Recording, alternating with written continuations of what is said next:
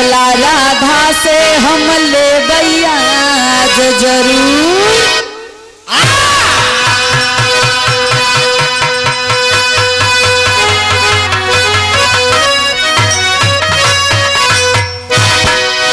ए भैया बात वे समय के हाँ एक दिन भगवान कन्हैया के जब बचपना रहल तो भगवान कन्हैया के एक आदत रहे चोरी करके माखन खाए।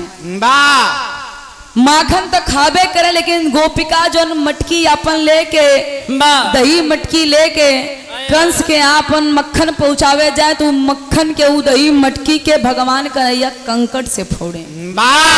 राधिका एक दिन देखलिन, 2 दिन देखलिन, 3 दिन परेशान हो गईलिन। माई जसोदा से जाके ओरहाना दे दिलन कि माई ए माई यशोदा तुहार एको लल्ला है ना, आपके घर में इतना दही मक्खन बा लेकिन आपके लल्ला की आदत बड़ी खराब है। यशोदा कलिनू का कहलिन कि बतावा हमनी के दही मक्खन चोरी करके खाए ले ही ऊपर से मटकी भी। माई यशोदा के क्रोध लग गई कि बतावा हमारी इकलौता लड़का और चोरी के इल्जाम। माई यशोदा खिसिया गलिन, कन्हैया के हाथ पकड़ के ले जाके कोठरी में बंद कर दे। रात भर कन्हैया वही कोठरिया में बैठल हुवन। अब मनी मन खिसियात है कि कैसे सबेर होई। मैया हम गई कोठरी से बाहर निकाले और जैसे बाहर निकला पहला काम राधिका से बदला ले। ए भैया भगवान कन्हैया सबेर भइल कोठरी से माई जसोदा निकाल दिलन कि लल्ला आज के बाद गोपिकन के दही मक्खन चोरी मत किया ना उनकर मटकी फोड़ी हा। कन्हैया कहन मैया आज के बाद ऐसा गलती ना हुई। जसोदा माई सोचलिन कि हमार लल्ला हमार लड़का सुधर गई। कन्हैया के छोड़ दिलिन। कन्हैया मने में विचार बनन कि जब तक हम बदला ना ले तब तक हम चैन के नींद। कन्हैया विचार का बनन भैया विराह में टेरी है।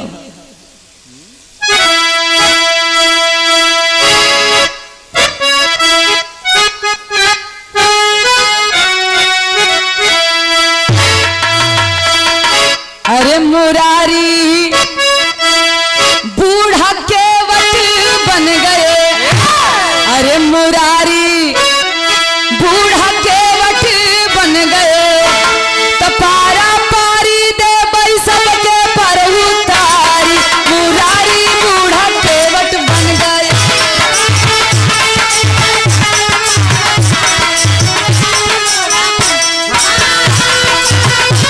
लो भैया हे हो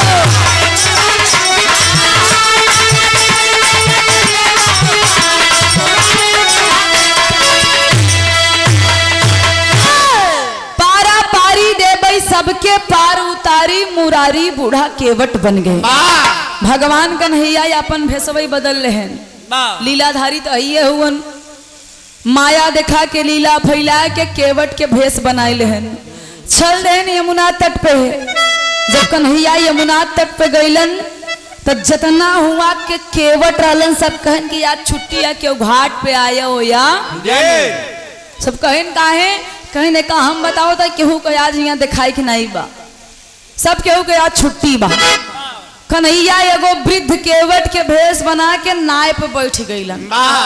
इंतजार करते हैं कब राधा ललिता आवे तो कब हम अपन आज बदला ले। वही घाट पे बैठ के यमुना जी के तट पे कन्हैया कैलन का गुरुजी बिरहा में एक लाइन तरज है।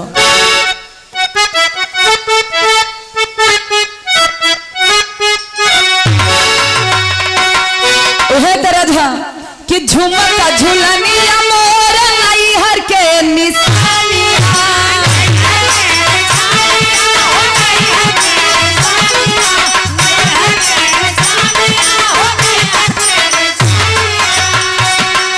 नैहर के निशानिया हो नैहर के निशानिया।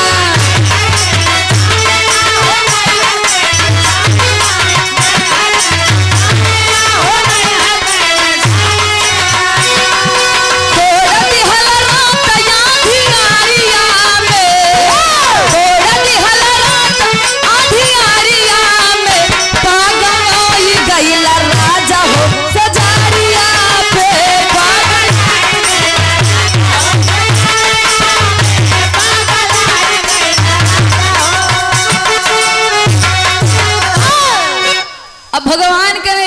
शुद्ध केवट के भेष बनाए के राधिका ललिता विशाखा के इंतजार करत होवन, राह देखत होवन।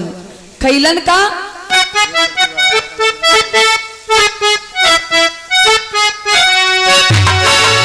लीलाधारी श्याम लीलावा देखावले,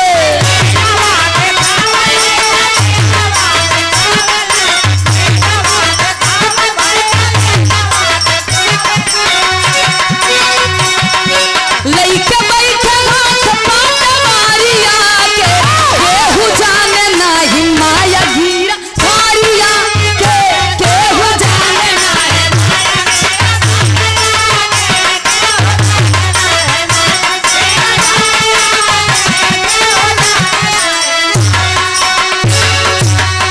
भगवान कन्हैया दूरे से देखत हवन कि राधिका अपन मंत्रिमंडल लेके आवत हई। कन्हैया कहे ना आबा, हम तोहरा इंतजार करत रहे। रात भर हमार माई कोठरी में जोन बंद करे रही, आज बिना बदला ले तो कह सक जाए ना दे। राधिका जी अब चारों ओरी देखत हईन, कहीं कहो विशाखा आज घटवा पे को केवट नहीं देखत हईन, नाव के पार के लगाई। हाउ एक ठे बुढ़वा बैठल बा, लेकिन लागत ना बा कि पार कर देई। कन्हैया मने मन मुस्कियात हन कि आवा तो पहले। जब सखिया दिखानी तो कन्हैया कैलन का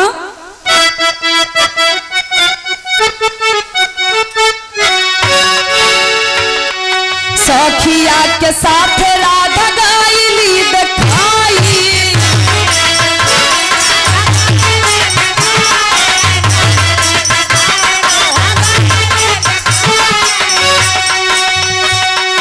कहे दे बता दे हमके पारवा लगाई।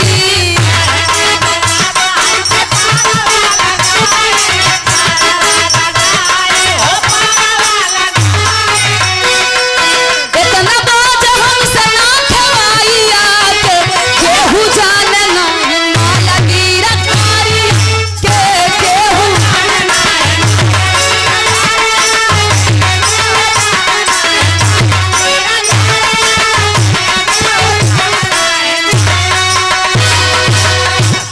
ए भैया राधिका जी कहलिन कहीं ने दादा, अब दादा वाली भेष बदले तने एक्टिंगों करे पड़त है। कहने कई दाम बोल तब जानते हैं कि गड़बड़ बा कुछ। अब से बुढ़वा दादा तनी सब कुछ सुनेला ना, अब वो सोचा छोवन कर एक ही दाम बोला तो जान जाइए कि कला करे है।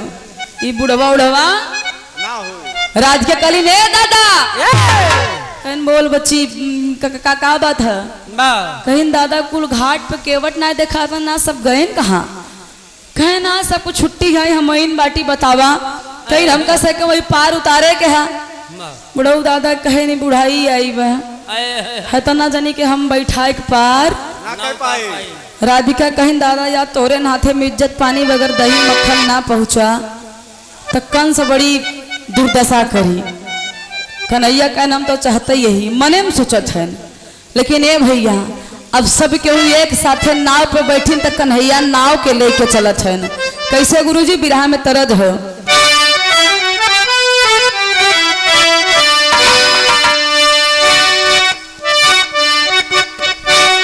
सही हो।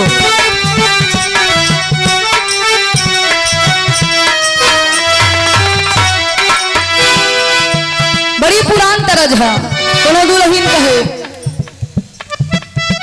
ड्राही बरवा मिलल भतार भतार, कैसे दिन बीत ससुरवा में।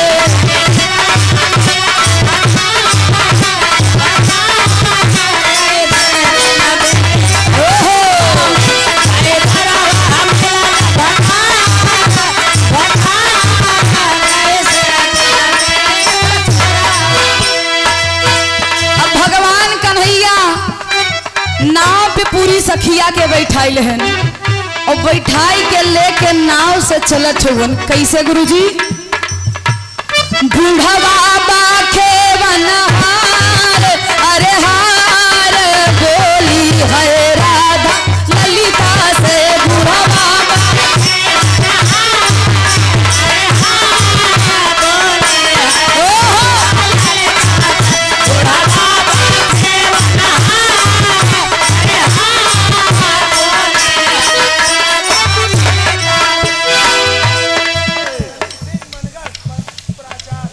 हमारे धर्म के बड़े भाई प्राचार्य सनी सिंह मनगढ़ के ऐतिहासिक पावन सरजमी से ये शानदार 100 रुपए का आशीर्वाद बहुत बहुत पहले की प्रणाम है। जब नाव के लेके भगवान कन्हैया चलन तो हुई यमुना जी में लहरावे लगे, हेलो हेलो खेला करत हुवन।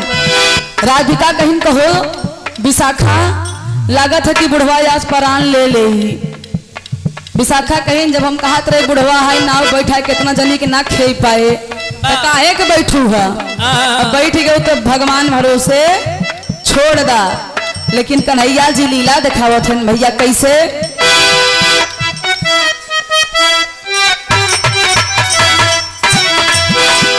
दहिया मटकी सगरो फेंकी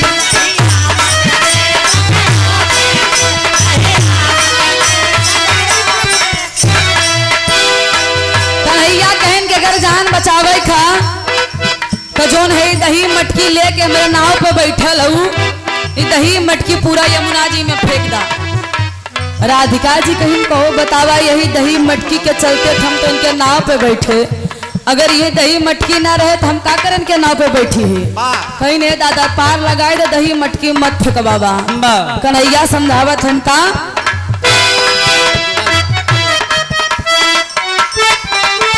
और दहिया मटकी सगरों फेंकी कान्हा की ओरिया तब है देखी कान्हा रहले मुस्काए मुस्काए बोली है राधा ललिता से कान्हा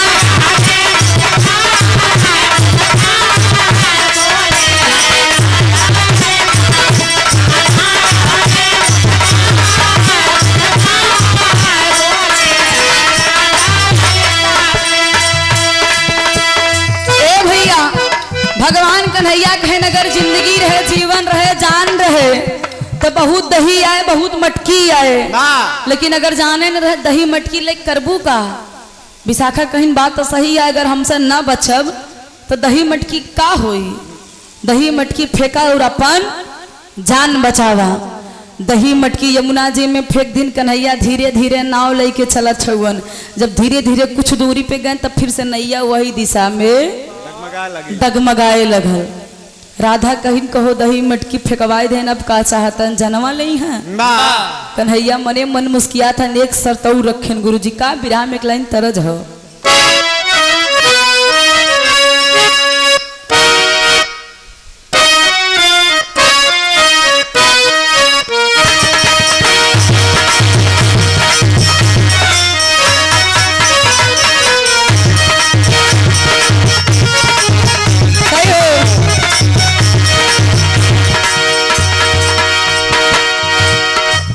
गुरु जी तनी से उठ जा, एक स्वर्गीय रामदेव गुरु जी गावत रहे तर्ज में। हाँ होश मामा अबला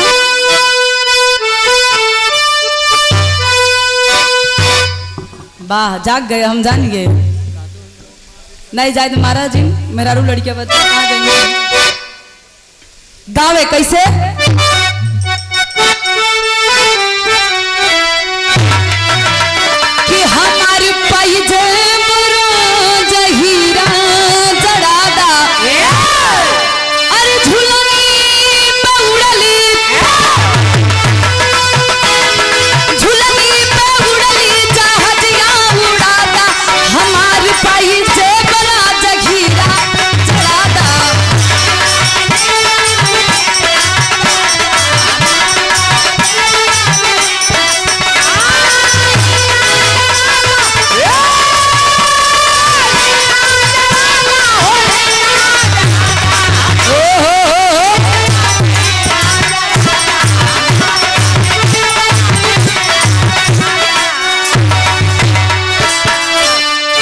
भगवान कन्हैया जब कुछ दूरी पे नाव लेके गईलन तो नैया फिर से डगमगा था।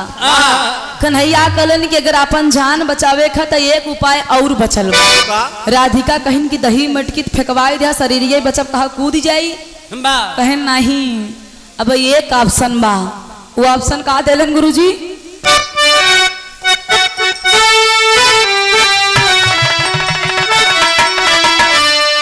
अरे बहवा ग्वालिनी जमुना बीच में गगनमा।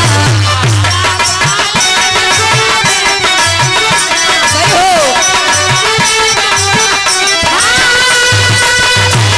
बहुत अच्छे।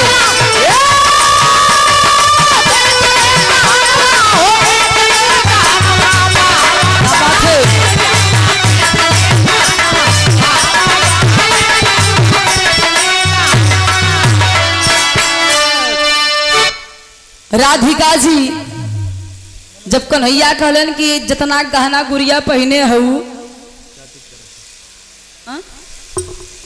और हमारे धर्म के गार्जियन जेकर महान कृपा बाज कार्यक्रम हो था चाचा जी श्री देवी दीन यादव चाचा जी की तरफ से ये शानदार 100 रुपया के आशीर्वाद और साथ में मेरे बैठी चाची की तरफ से हाँ बहुत बहुत पहले की प्रणाम बा आशीर्वाद के कामना बा। अच्छा आज सोवे के नहीं है जोड़ बराबर देते यही तो प्रेम है। हाँ सच हाँ वो समझ ल तू जोन तू देवता समझा सब अच्छा है तू लेकिन समझा कुछ हाँ वो समझ गए ना हम समझ गए हाँ बाकी क्यों जी समझा। ए भैया जब भगवान कन्हैया कलन की जितना शरीरी पे गहना बा कुल गहना उतार के यमुना जी में फेंक दा।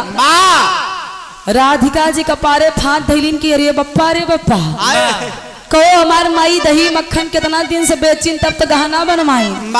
अच्छा तब मेहरारू के सबसे प्रिय भैया गहने होठ है अगर उनका जान ले ला चाचा तो शायद जान खुशी से दे दे हैं। अगर कहीं दही गटई चैन निकाल दो काने झुमका निकाल दा तो जान ला फिर उनके लिए विपत्ति है। जान दें पीछे न हटिए लेकिन गहना दें पीछे बहुत हट जाएंगे। वो सबसे कीमती चीज उनके जीवन में गहना है। अब राधिका जी सोचा था कि अगर गहना चला जाए तो माई घरे बहुत मारे। राधिका जी कहिन गहना जिन बे हमार सेकला दादा पहुंचाई द कैसे कन्हैया कहन हम तो जोन जोन चाहते आज कई छोड़ब कहन अगर जिंदगी बचावे एक बार जान बचावे एक बार तो गहना उतार के जल्दी से अन्ना फेंकबू तीन नैया लहराते बा लेक डूब जाब हमार तो पूर पार हो गए 2-4 साल जोन बचा बा हमका दिक्कत ना बे 80 खाइए यही 90 में खत्म ही कहानी बे तो आर से एक ना भैया जवानी बना बुढ़ाई हमका ना टेंशन में अपन अपन सोचत जा। अब फिर गोपिका पूरा सलाह करते हैं कि बुढ़वा सही कहा था गहना उतार के फेंका ना तो जान गई। कैलिन का गुरुजी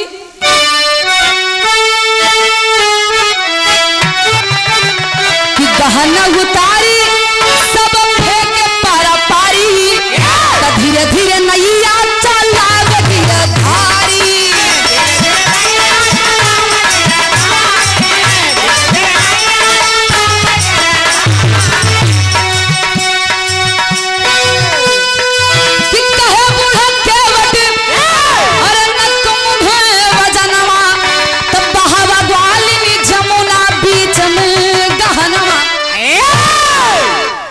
भैया अपने पूरे गहना के उतार के गोपिका यमुना जी में फेंक दी।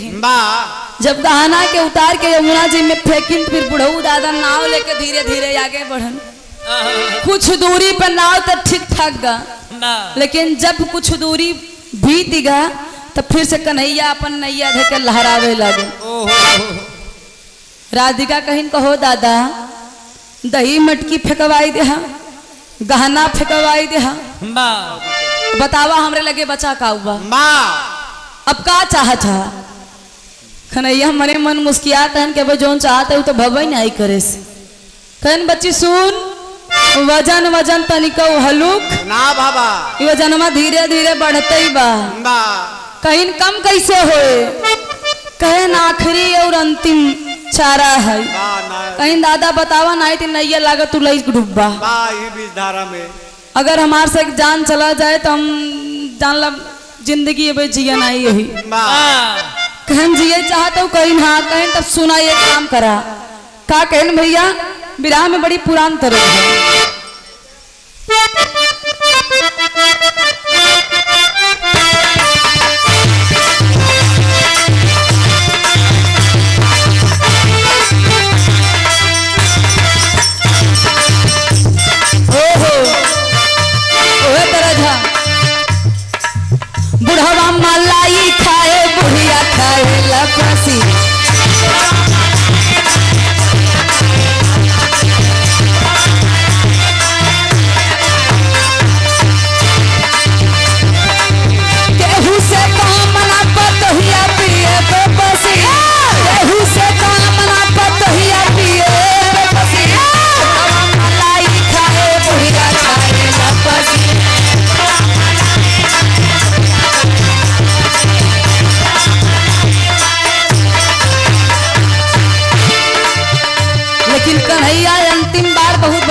कहलन का कहलन ओहो कहे श्याम तना के बहावा कुल बसनामा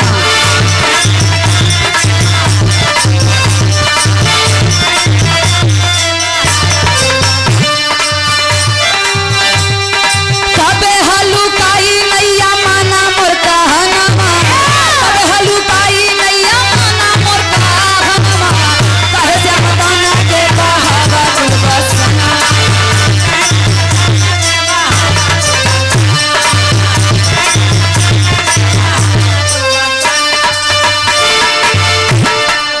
कहे श्याम तन के बहावा कुल बसनमा बसनवा माने वस्त्र। ए भैया भगवान कन्हैया कहन एक कई काम में एक कई चारा बा तोहार से जिंदगी बचावे के जितना शरीरी में कपड़ा पहने हूँ सब जनी एक एक कपड़ा उतार के यमुना जी में फेंक दा। राधिका जी जब इतनी बात सुनिन कहीं अरे बप्पा ये बुढ़वा पगलाई गया बा कहो अपने सामने हमार कपड़ा उतरवावत था जरूर 420 है कहीं नहीं दादा तोर दिमाग खराब बा कहो तू अपने सामने हमारे से कपड़ा उतरवाऊ बा खनैया मने मन मुस्कियाता हम तो ये चाहते यही लेकिन धीरज कहन सुना बच्ची हमार उम्र 85 के है तो आज शरीरियो लौकत ना है कि तू मोट हो की गोर हो की छोट हो की बड़े कहन बतावा हम जनता ही नहीं है बस वही अंदाज से अपन नाव पार करत है। एक काम करा जितना कपड़ा उत पहने याद गो सब उतार उतार यमुना जी में फेंक दा आपकी पक्का 100% नाव पार हो जाई। राधिका जी कहिन बुढ़वा बहुत खतरनाक है ऐसे नहीं राधिका जी कहिन पहले विशाखा इनका टेस्ट ला बुढ़वा की अखिया से देखा थे कि नाटक करत बा देखा हो। राधिका जी धीरे से हाथ ले गई बुढ़ऊ दादा यानी कन्हैया के पास अखिया के सामने हैसे हैसे करे लगलिन। कन्हैया कहन अगर तू शेर हो तुम सवा शेर बिल्कुल ना दिखाता है बहुत मार खाबा। राधिका जी जितने हाथ करे उतने कन्हैया जी अखिया फाड़ फाड़ देखे। कन्हैया कलन की तू करा के तने बार करबू हम आज अपन पलक झपकाई। राधिका जी विशाखा से कहीं नहीं विशाखा इस सच्चो के बुढ़वा कुछ दिखा तो खा ना बा एक काम करा जिंदगी बचावे के बा तक कपड़ा उतार के फेंका यार सब सखिया सलाह करके कैलिन का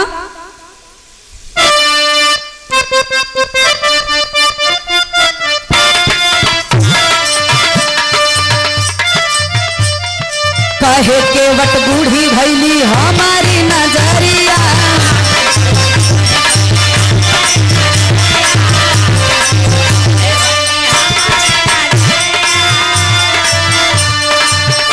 तो देखा नहीं थे तोहारी शरीरिया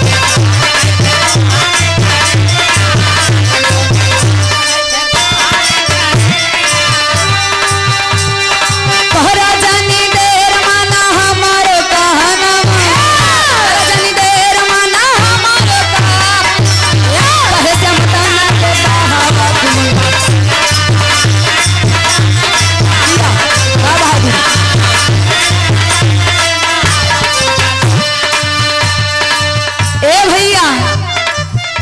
राधिका जी और विशाखा पूरी सखिया के साथ में आज कन्हैया के बात मान के एक एक वस्त्र के यमुना जी में फेंक दिलिन। एक एक वस्त्र यमुना जी में जब फेंक दिलिन तो कन्हैया धीरे से तिरछी नजर से पीछे देखें और जब पीछे देखें कहे न मन एकदम गदगद होई मार दे। ए भैया धीरे से तिरछी निगाह से देखें तो राधिका जी उस सखिया एकदम निर्वस्त्र नंगी शरीर कहन कि आज हमार बदला पूरा हो गया। राधिका जी पूरी सखिया शर्मात हैं कि कितना जल्दी बुढ़ो पार लगावे अपने शरीर के। हम सब धीरे से नाव ले जाके यमुना जी के पार कर देलन।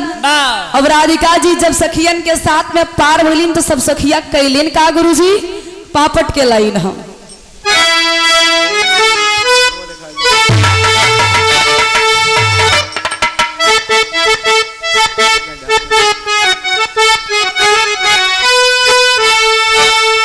अरे पारा पारी सबे उतारी सारी नैया में, तो देख के दशा हासिल मुरारी सारी नैया में।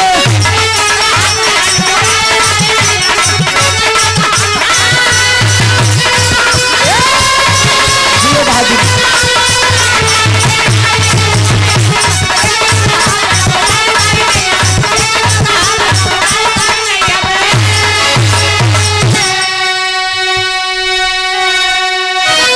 अरे जमुना जी में सारी साया सबई दी फेंकाई, अब बोली राधा या बता दादा बेटा पार लगाई। ए भैया राधिका कहीं ना पार लगाए, कन्हैया कहन बस समझा पार हो गयो। लई जाए के जब पार लगाइन, कन्हैया पार लगौलन तो राधिका सखियन के साथ में सीधा कहाँ भागत है गुरुजी? जंगल की तरफ। अब भाग के कैलिन का गुरुजी? आल्हा में लाइन हो।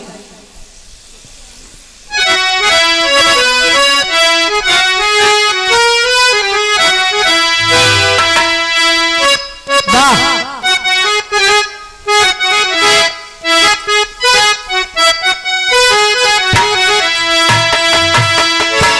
कि जग के पालनहारी गिरा धारी बाना मारी ये भैया,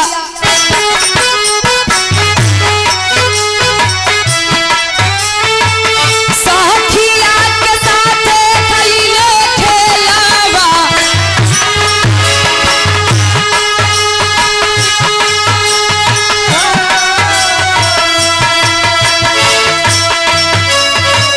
धीरे धीरे नैया के चलावल कन्हैया बाबू।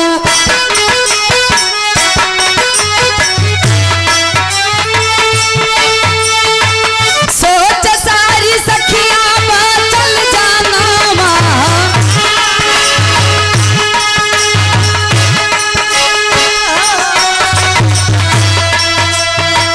नैया से उतर के ढाके लाह गली हो तनवा बाबू।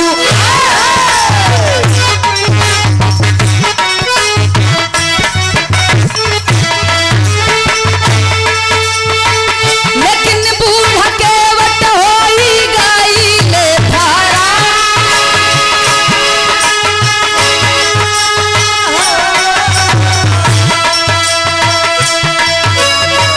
केहू राम महुआ केहू के रखे पतैया ये भैया।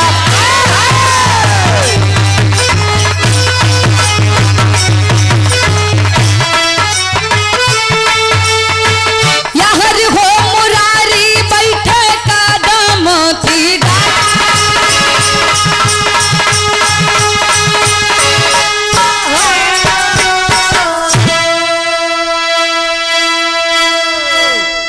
नाव से उतर के सारी सखिया अपने शरीर के ढाके लगलिन। केहू आम के पाती से तो केहू केरा केहू महुआ के, जे जवन पावत अपने शरीर के ढके के कोशिश करत बा ए बाबू। लेकिन राधिका जी सोचलिन कि शरीरिया तो ढक गई, देखा बूढ़ा ई बुढ़वा केवट कहाँ है। जब जंगल से बाहर होलिन तो देखत हइन केवट फरार। राधिका जी सोचत हइन कि बुढ़ऊ तो दिखाते ना रहा, लेकिन गईलन तो गईलन कहाँ ही। और यार भगवान कन्हैया कदम की डार पे बैठ के बांसुरी के धुन छेड़ देलन। राधिका के डाउट हो गई कि हो ना हो ई कन्हैया रहलन, हमनी से बदला चुकावे खातिर इतना लीला कैलन। आखिर बकार भगवान कन्हैया कैलन का गुरुजी? खड़ी के लाइन हम।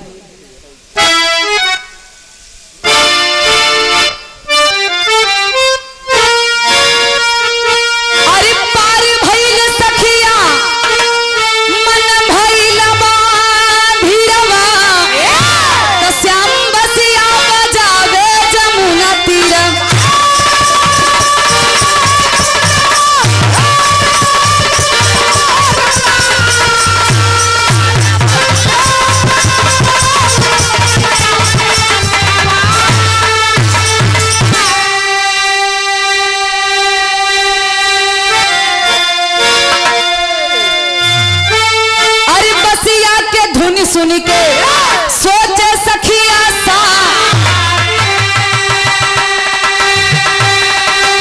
और देखी के कन्हैया के झंखे राधा प्यारी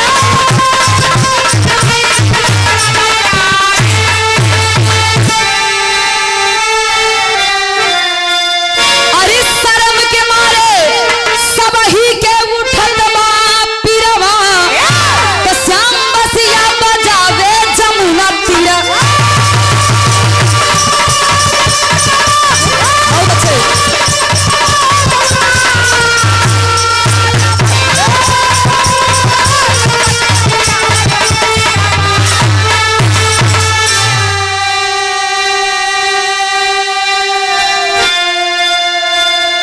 ए भैया भगवान कन्हैया जब बंसी के धुन छिड़लन त राधिका जी हथवा जोड़ के कलिन के कन्हैया हमनी से इतना बड़ा बदला अरे बदला ले वही के रहल तो कुछ औरी कैले होता हमनी के शरीर से वस्त्र उतरवा के इ कैसन बदला लेला भगवान कन्हैया कलन के हे राधा इ पहली बेर वस्त्र ना उतरल हा इतना शर्मात काहे हो राधिका जी कलिन के पहले बेर मतलब का हमनी के बहुत बार आप देखले हुआ खलन हम ना पूरा प्रकृति देखले हा कलिन कब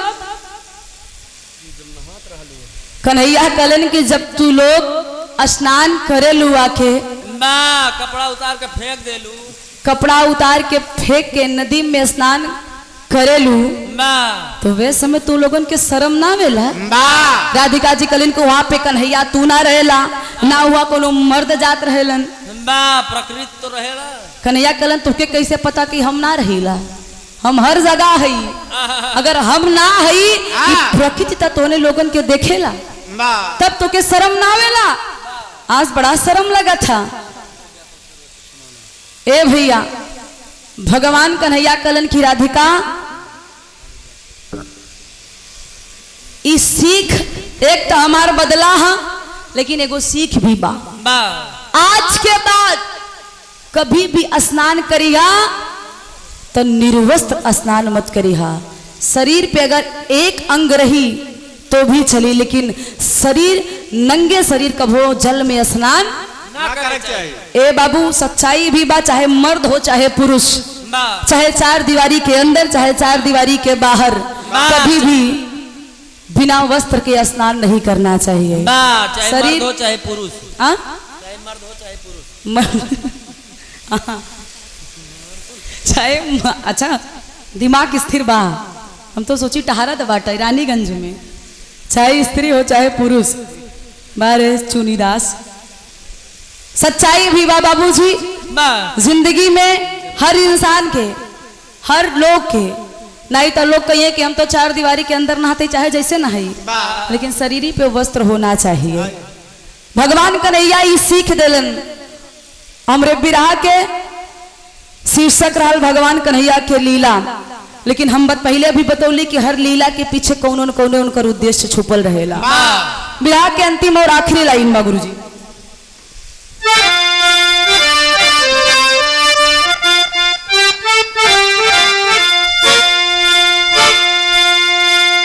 गुरु बिहारी गुरु गणेश हरि लीला दिए दिखाई अरे स्वर्ग में से चंद्रिका कभी कन्हैया पार लगाई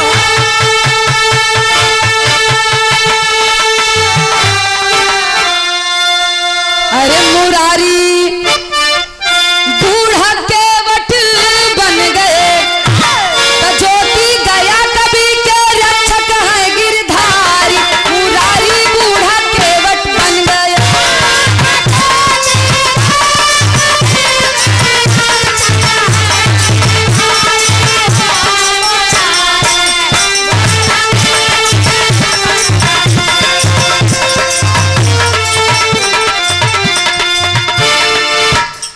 सावनी चीज चलता है एक लाइन कजरीबा फिर कार्यक्रम एक लाइन भी रख 15 अगस्त हाँ